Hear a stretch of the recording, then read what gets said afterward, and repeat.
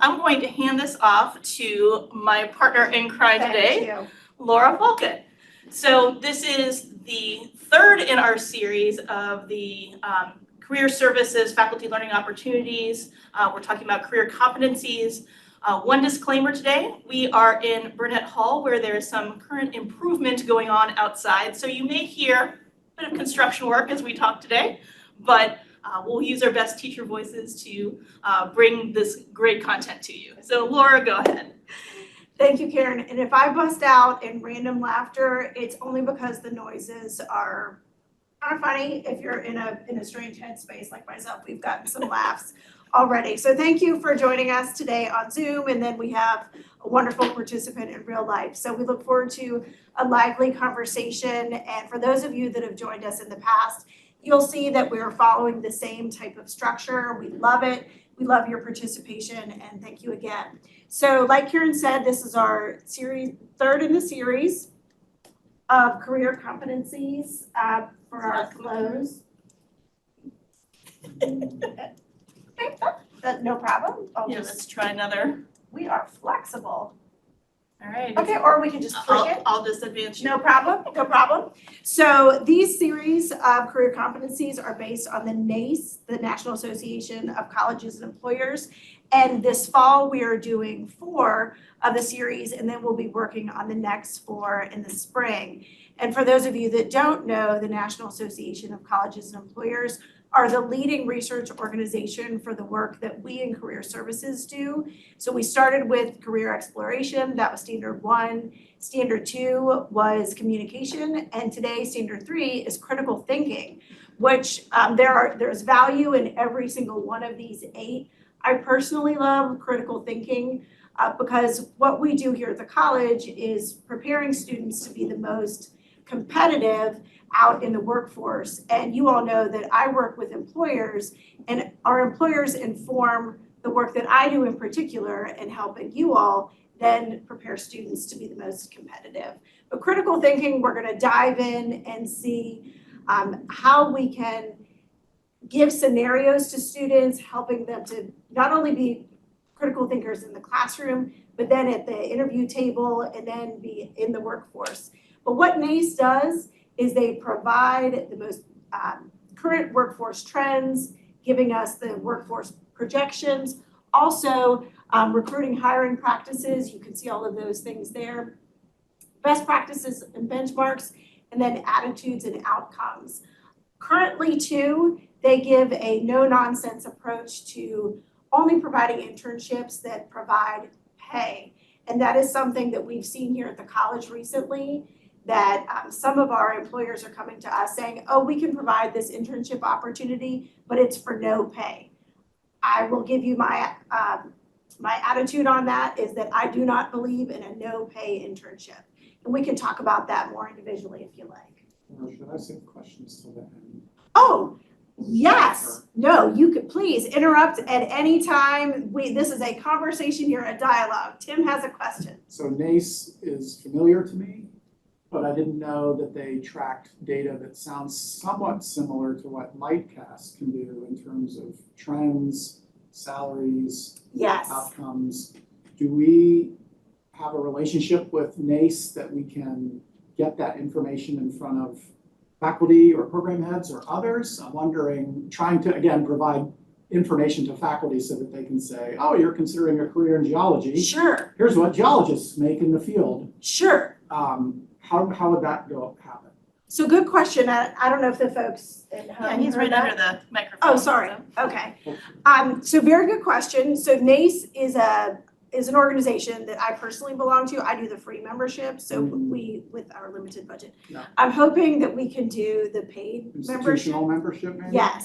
Yes. But the information that they would provide for us is what we would also have through Lightcast. Yeah, I was just curious. Yes. Okay. All right. If there was Yes. differences or similarities or whatever, but yeah. But they also provide institutional knowledge, and they provide conferences every year, and the research that they share monthly, even just following the free information is paramount. Yeah, great. No, I just wonder, I was thinking about how can we get information into faculty's hands that will help Yes. them Yes. understand outcomes. And I do share that in my monthly newsletters too. I try to include either a data clip or a snippet or just a piece of best practice Great. from NACE, because that's really how, it's what informs my work in particular. Great, thanks. Sure.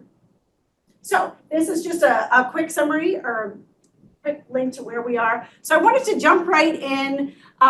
These images tell a story that has really nothing to do with the college, has nothing to do with what you all do as educators, or really has nothing to do with students, or does it? So I kind of wanted to get right in here. Any thoughts on either of these pictures, either in our Zoom world or for Tim here in the room? How does critical thinking show up here in daily life? Any ideas? I like the visual metaphor of being on a road or a path, and certainly one looks more American to me than the other in terms of images, so I thought about that, but obviously sometimes we can choose the paths that we're on and sometimes we can't. Mm-hmm. And then depending on which road or path we're on, right, we have to make different, I would say. Okay. Opportunity to make different decisions. Okay, I like it. So you went with kind of an international versus American. And I wasn't saying which was which. No, I got you. Choosing different paths. Sure. Okay, anybody else? I'm sorry, can you, what is that say again? Different scenarios call for different thinking and decision-making strategies. Yes. Excellent. So looking at the scenarios and having to make a different decision. There's also the comment that sometimes it can be a lot, sometimes things run more smoothly. Mm-hmm. Yeah, these are great comments. So I think we can all agree that there are many, many different things happening in this picture. I tried to find something that represented complete chaos for a driver such as ourselves. I was also thinking, I used to live in Northern Virginia. I was also thinking of what the mixing bowl might look like and how you have to merge at all these different times. Then I was thinking of, yeah, like Friday in traffic in Northern Virginia. For whatever reason, I couldn't find it, but this represented, we've got walkers, we've got people in rickshaws, we've got people coming in at all different places. And so critical thinking is tested in times of crisis.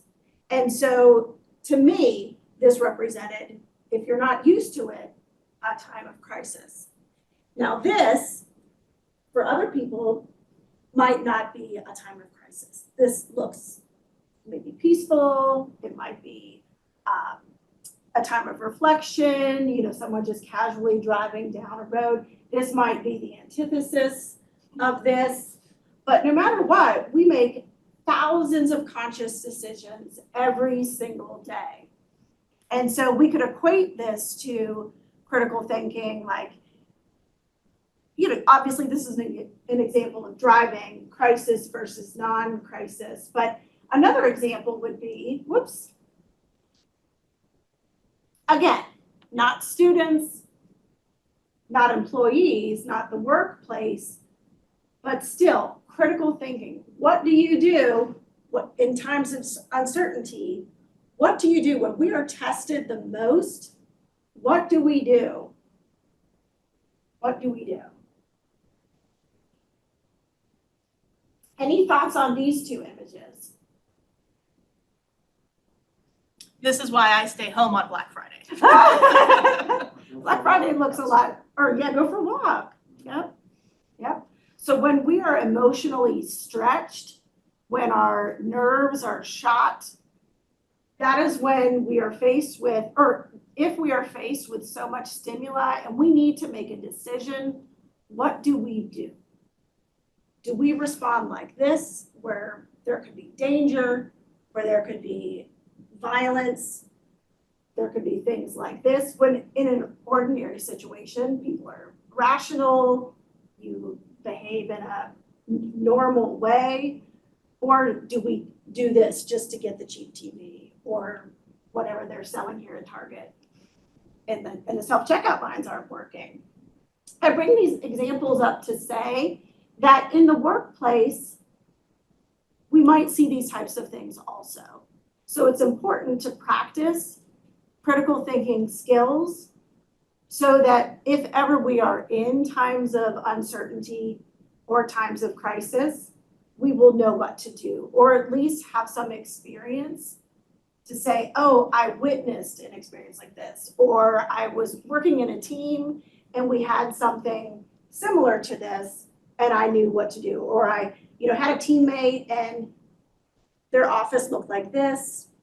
No judgment necessarily, because sometimes you can have a messy area and still be able to work. But generally, a messy, chaotic workspace can be connected to a messy, chaotic mind. This image here, any thoughts on this image? That's what it feels like driving to work a couple mornings over the last few weeks. Right? So you can't see where you're going, so you got to think about, well, what do I know should be there? Right. So back to assumptions. And I think about it from a data perspective. Exactly, from the data. What data is available to make decisions. with, Yes. Yes. Relying on instruments. Maya Right. says she hopes that's a simulator. Right. And Professor Terry says both need help. Exactly. And so these are obviously this is kind of hyperbolic. These are not right, definitely extremes. And so in general, with critical thinking, we are using all of the resources we have at our disposal to make the best decision we can. And so here at Reynolds, in the classes that we're offering, we are not preparing students for this, hopefully, but you never know where they are going, and they may be in situations like this where they have to say, I've been prepped for this, I've been given the best information to truly have the best, or to make the most informed decision. So in the workplace, these are some examples of how you will use critical thinking. So just some examples. Remember, I have an employer advisory committee that I meet with every month. We've got about 30 people who attend regularly. They share with us current things that they're seeing within their workforce, their employees coming and going. They're sharing with us trends. So these are just some verbs that we're seeing, but also these are some other examples. Can anyone think of how these can be used with your students now?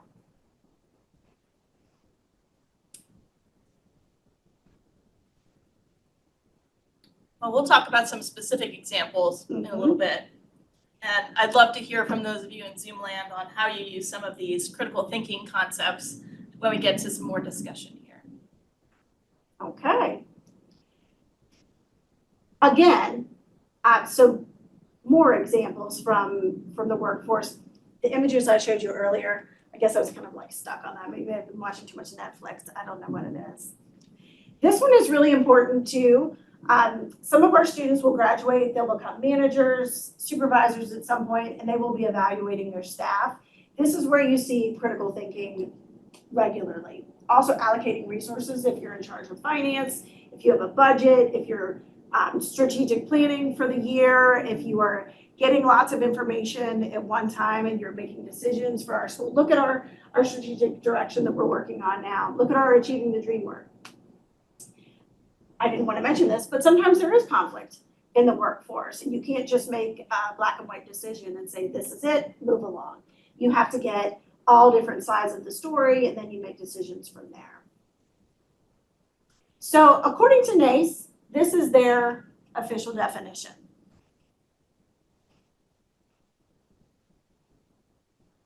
Any thoughts on this? What might you pull out as some of the most important concepts in this definition?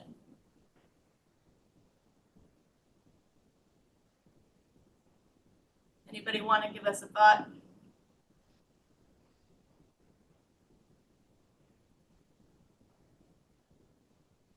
Okay. I like the action of responding, right? So it's Yes. meant to be, you're actually going to do something based on things, but it starts with action. Yes, it's action related.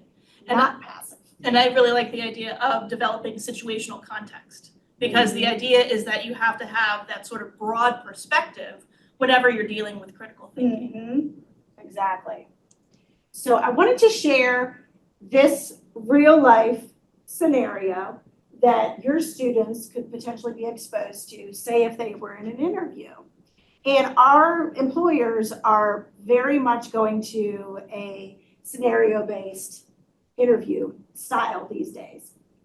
Back in the day, remember, I don't know if any of you experienced this, but in my previous job, I was the hiring manager, and very often we gave candidates scenarios. And these would be for entry-level positions, and our candidates may sit there and say, wow, this isn't what I was expecting, with this type of thing, but, we give them the scenario, they would be able to read it, and so the purpose was to assess their critical thinking. And regardless of what the job was, obviously I changed it, but take a look at this, and let's get some feedback from there.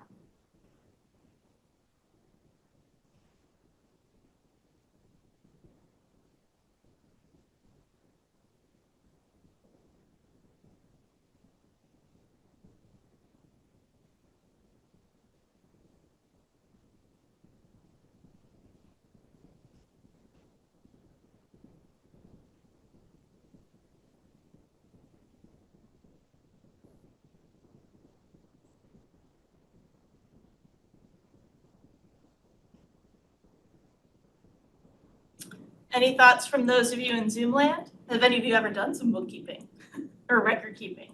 I know that we do for grades, certainly. But what kind of advice might you share with your students on this type of interview scenario? What kind of details would you encourage them to include in their response?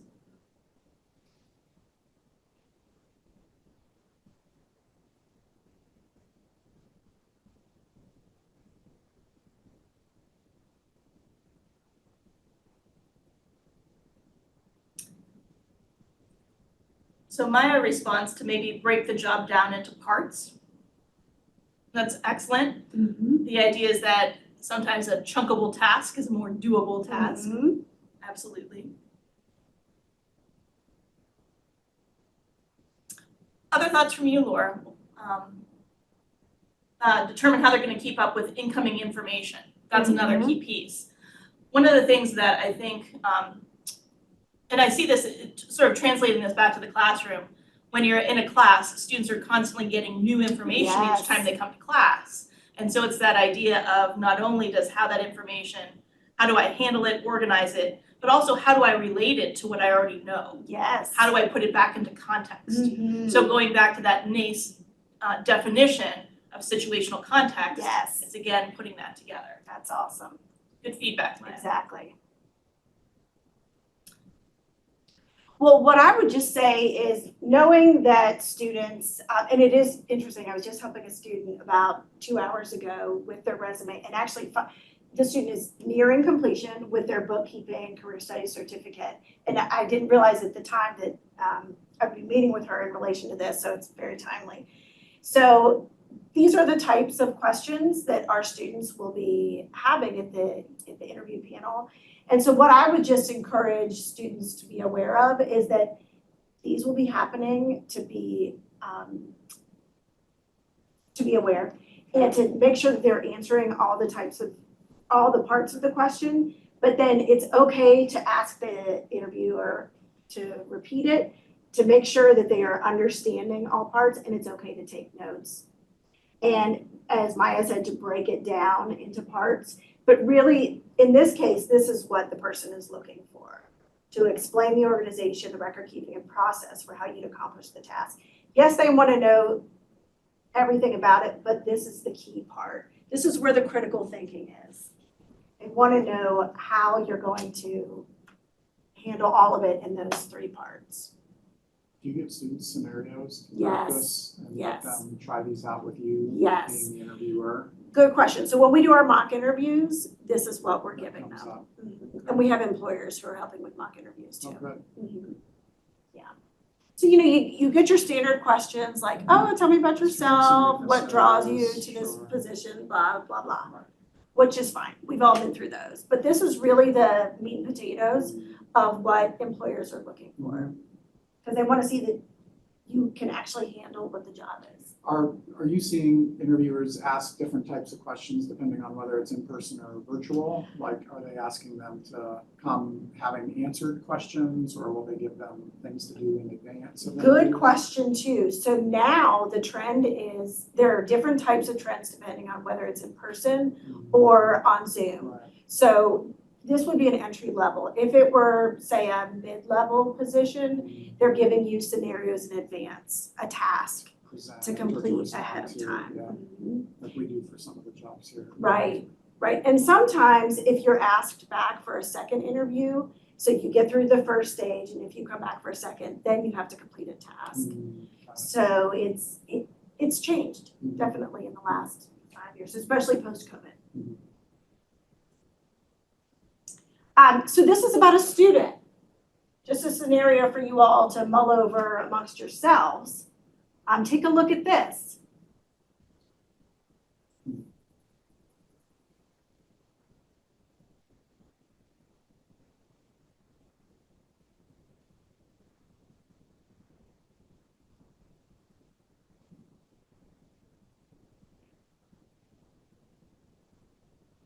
Any thoughts here? So this is a more common type of situation that faculty might encounter with students that are struggling on, it appears to be multiple levels here. And so one of the things that we are counseled on as faculty is to always communicate through our VCCS email. But I think it's an important thing to note that this is coming from a personal account. And so, again, I'd like to throw it back to some of the folks on Zoom. Any thoughts on how you might handle a student who's presenting with this sort of situation? Have you encountered this with your students?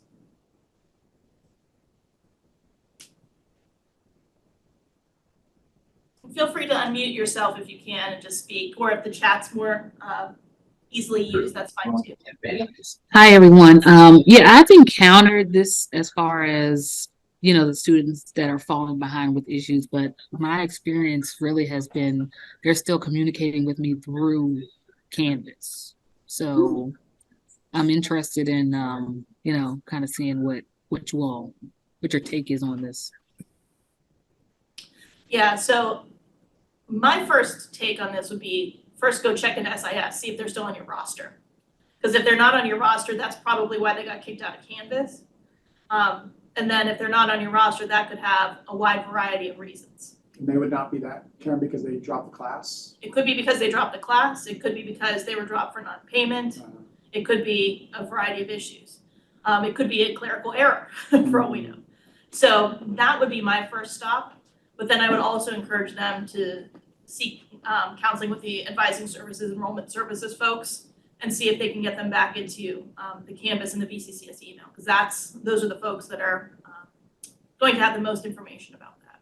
Not sending them to IT for help desk, because that's not really the best path for students necessarily. No, because the reality is if they're not using their VCCS email, we'd be talking to them about Canvas through that account. Reset it. So the fact that we're all the way back to a personal account suggests to me that there's some larger thing going on with their enrollment. Issue. Yeah.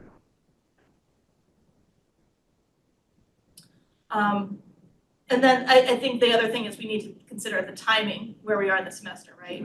So if you have a student who's falling behind, it's like, well, are we in a 5-week, 7-week, 15-week? It makes a lot of difference where you are. And then also where we are with respect to the add drop deadline, the withdraw deadline, et cetera. Within the session. Yeah.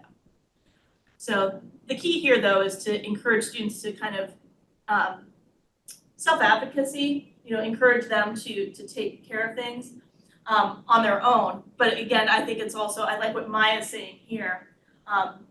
In a non-faculty role, meet with the person over Zoom if possible, help them start to prioritize their needs, starting with their physiological and affective needs that seem to be overwhelming, and then help them set some goals from there.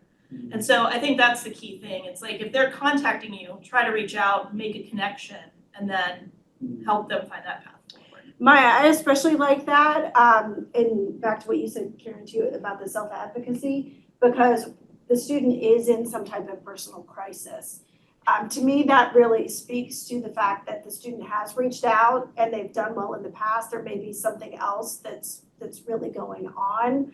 Our employers want students and future employees who can speak up for themselves. And the fact that they've done this here, in whatever the crisis is, they need something to get back on track. So I think that that's really important that you all have recognized that there. Good. Great. Okay, so now, here you go. All right. Thank you all for those contributions. That's great. So a couple of thoughts on how we can do this as faculty, encourage students to be more prepared in this idea of critical thinking. Because one of the things to remember, particularly if we're thinking about our traditionally aged students, their brains are literally still developing. And so this part where we make those big decisions in our prefrontal cortex is some of the last pieces of the puzzle to fall into place. And so critical thinking is something that is essential that they're learning here in their college environment. So in working with Karen Palais in the English department, she is one of my great friends who has done a lot of work with critical thinking, and she uses it as a framework for many of her composition courses. And so we've talked before, Karen and I, about the elements of thought that are seen here. And this is a way to start to help define critical thinking for students. One of the things that I love is that Karen has actually asked her students, how do you define critical thinking? And students say, thinking really hard, or maybe providing feedback on thinking. So again, they don't define it well, but they do it on a daily basis, as we talked about earlier, and as you start to look at kind of the bold points on this wheel. So one of the key things is that critical thinking is comprised of multiple components known as the elements of thought.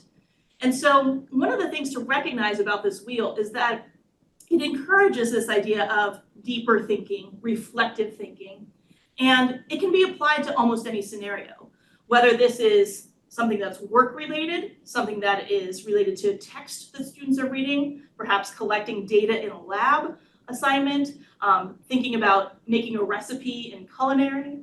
All of these are going to be components of those actions that students are undertaking. So if we as faculty can actually encourage students by naming these elements of thought, pointing out to students that this is what you're doing as you work through these parts of the assignment, perhaps even labeling parts of assignments with these bold points, that would be a way for them to recognize that they're engaging in critical thinking and that it comprises all of these different actions. The other thing that's important to recognize is that it's an iterative process, hence the wheel aspect to this. So the idea is that, for example, if we're thinking about a particular goal or objective on an assignment, we have to think about what's the question, what are our known pieces of information, what are our assumptions, how might that affect what we interpret, maybe what theories might apply.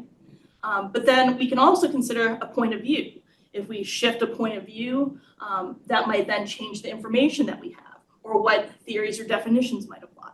So the key here is that as we add new information, we might change and shift other aspects of that wheel. So again, it's this idea that it's self-correcting, it's reflective, and it's iterative. If you're interested in critical thinking theories and just learning more about it, the criticalthinking.org website is a fantastic place for you to kind of go and dig a little deeper into those theories. Now, I wanted to show a couple of examples of what I do in my geology classes. And so one of the things that NACE points out in their competencies is encouraging your students to think like professionals in their field. And so one of the classic introductory geology textbooks that's out there has a whole series in it where it says, what does a geologist see? So when you look at a picture, what do you see? So I'm going to ask those of you, when you're looking at this picture on the screen, what do you see? Just shout out some answers. Striations. Okay, you see striations. That's good. That's good. Okay, I see in the chat there, layers. Good. Yay, you're getting the big thing. So that's a key thing. A lot of times when I put this up for students, they'll just say, I see rocks. It's Like, okay, step one, we're there. But the point that it's layered rocks tells me that it's sedimentary rocks. Now, another thing that may or may not come out is the fact that, well, sedimentary rocks are typically deposited in wind or water. And because we don't have these big diagonal lines in the rock, known as crossbeds, I'm going to bet that these are probably in water. Now, the other thing I can notice is that there's a big change in the rock layers down below, where you have this stuff that's more this light gray, and then it gets sort of thicker and blockier. I know that when you have rock like this, it's going to be indicative of deeper water. This is going to be shallow water. So there's a transition in water depth as we go up this. There's changes in sea level that are happening. If you get your nose on that rock, this is one of my dissertation field sites, you actually will find fossils, so you definitely know you're in marine water. Like we talk about in class, rocks have stories to tell. You just have to be able to see it. You have to be able to think that way. And so in all professions, we have a way of thinking that encourages students to practice that professional thinking. Another thing I think a lot of us do as faculty is case study or scenario-based work. And so, for example, in my physical geology class, we do a whole assignment thinking about groundwater pollution.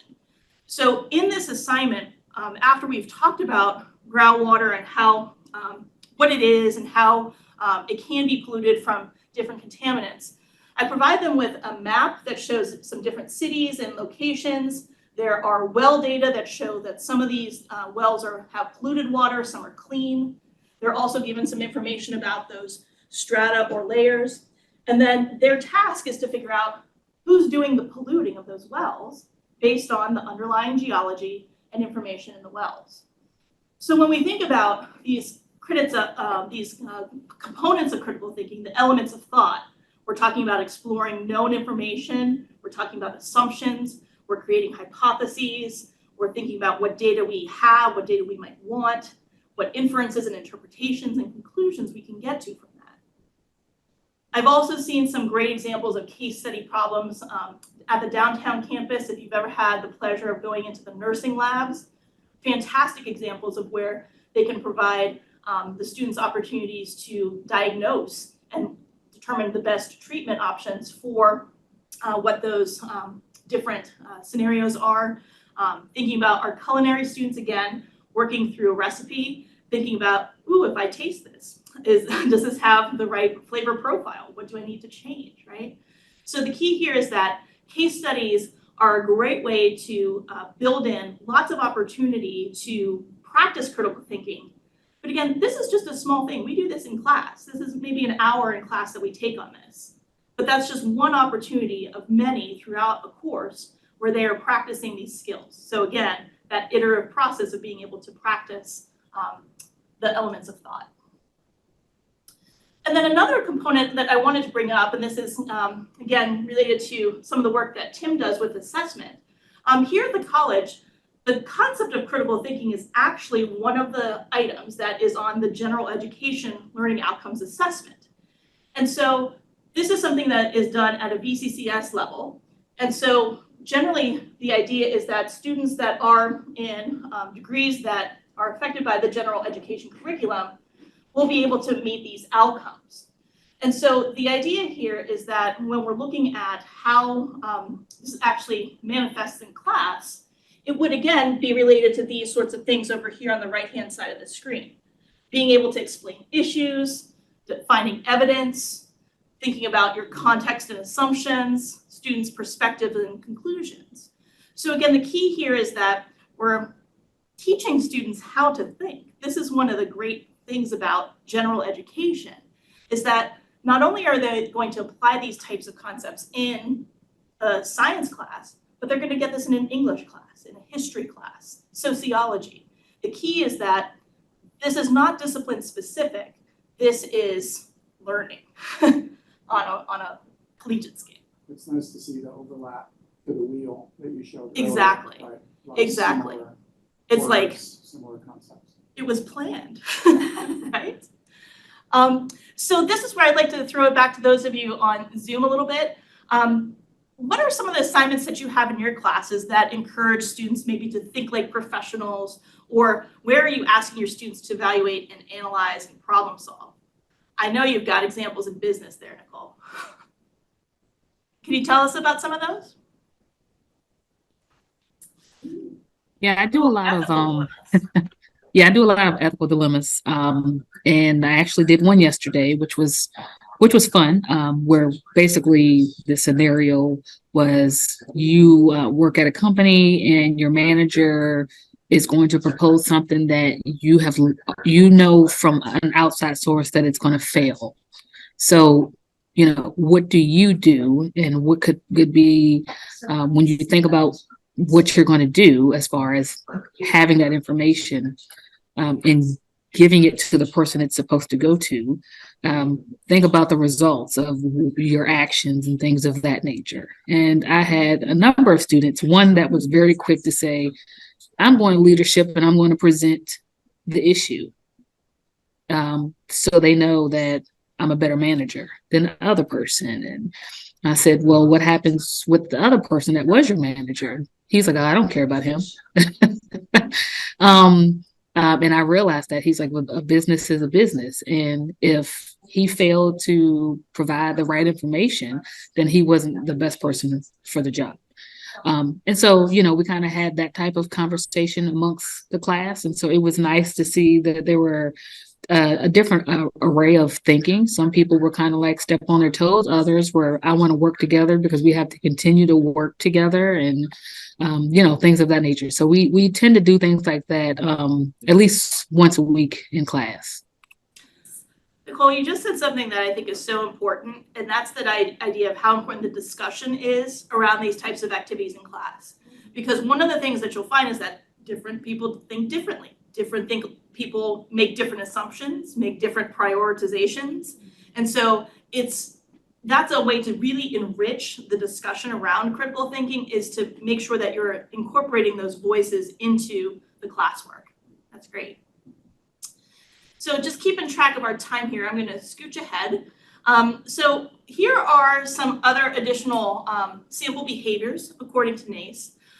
Just again, these are things that you can encourage students to do through class assignments. But again, they all apply in the workforce as well. So again, this idea of decision-making and problem-solving skills, thinking about gathering and analyzing diverse sets of information, I think that's a critical piece that is interesting for our students. So for example, the one on the groundwater that I gave from class, they had not only the underlying geology, the rock types, but they also had the numerical data from the wells. And so from that, they are able to start to infer how that groundwater is flowing underground and contributing to some of that contamination problem. So they're using those different data sets to come to those conclusions. Again, this idea of how do you prioritize, summarizing information, effective communication. If you want to learn more about that, check one of our previous recordings on the communication NACE competency. Standard 2. Yes, standard number 2. And then obviously multitasking is a key thing that we do in today's workforce. Any comments on this from you, Laura? No comments. Okay. I think the interesting one is that third bullet about trying to proactively anticipate needs. That's hard, right? Yes. That's the one that, again, everything else on there is certainly, to me, makes sense, but that trying to, predict the future in that Yes. is such a challenge. Yes. And again, it's not even anticipate, but proactively. So it's like you see what's coming, but how am I going to handle that? Like, what do I want to do about it? I actually want to face that. What's coming? Right. Actually, on that note, is there anything, Professor Terry, you can think of in your world that you could, I know your business, that you could apply maybe related to that third bullet? Because I have some ideas in my head, but what do you think for bullet number 3? Are we talking about just like in class in general? Yes. Well, another thing that it's funny, because I told my students that it's funny how a lot of what I'm doing in my doctoral class is overlapping with what we're doing in class. Yeah. And one of the things that we talked about were black swan situations. Okay. And so another thing that we're doing is when we talk about scenarios such as the one that we did yesterday, we really focus on it's easy for businesses to focus on and plan for what they want to happen, but we also have to plan for the black swans in situations that we're just truly not prepared for. And we talked about situations in the past like 9/11, et cetera, and what happened in those situations where they just weren't prepared for those situations to happen. So I try to stress that in every situation, that you just have to plan for the unexpected. Nice. That's great. Thank you for sharing it. And I didn't mean to put you on the spot. Thank you. Okay, great. Well, I just have one quick thing, yeah. and Tim, I don't mean to put you on the spot, but since you shared the information about the school's evaluation of their critical thinking, did you want to share any more about that for the Gen Ed? No, we are actually doing something fun for nerds like me Love that we've on Monday, Tim Bronstetter and I have arranged for the 7 faculty who help us evaluate student learning to do a critical thinking rubric exercise. Love it. So Tim Bronstetter asked ChatGPT to write 3 varying quality level essays on Plato's conversation with somebody. I don't remember all the Greek names. But we are all scoring those essays independent of each other on the critical thinking rubric.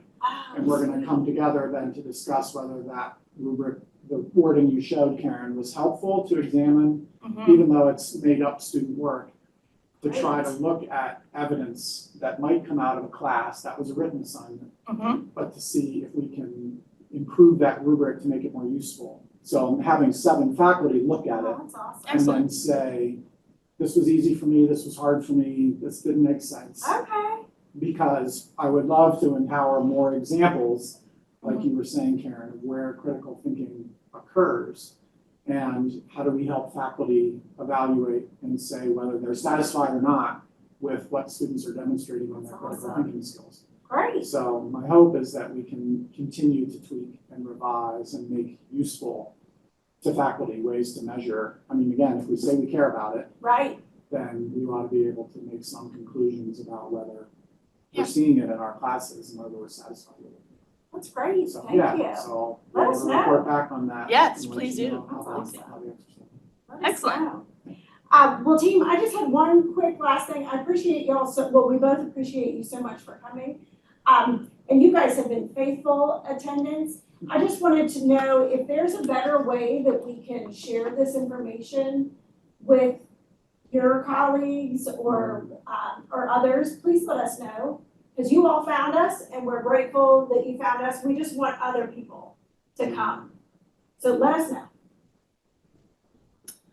So just before we close that, Maya has a really great comment here about anticipating needs can require both paying attention to what's happened before and also what a good environment, having a good environment to do what if thinking together. Mm. And so I like again, she's also talking about data-driven information here too. But I think that's a key point, is that idea of not only kind of thinking like best case scenarios, but doing some crisis scenario development too. But again, being that creative, having that creative space to think about both directions. Yeah, and look at historical trends to see. Exactly. Well, this is excellent. All right, so I am going to put you on to the evaluation form. If you have a phone nearby, you can use your phone to use the QR link, and then I'm going to go grab the other link as well. Just give me 1 second, I'll drop it in the chat here. All right, thank you so much for joining us today, and we hope to see you in the future.